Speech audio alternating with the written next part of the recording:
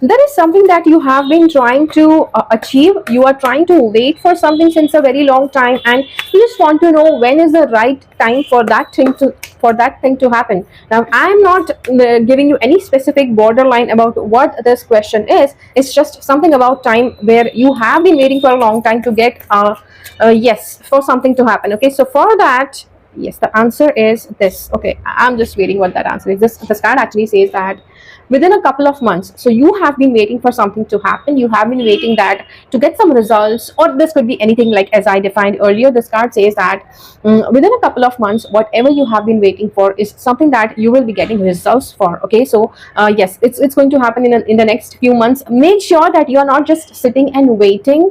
Okay, this usually happens with people, that whenever it's said that this it's going to happen in the next few months, and people just keep on sitting and waiting. You have to take actions. If there are some actions that are necessary to be taken, if there are some incomplete actions, some incomplete tasks that you need to complete after, yes, after completion of which you will be getting the results, then make sure that you complete those tasks. Okay, so yeah, so that is it for this reading, and let me know in the comments what does this reading mean for you.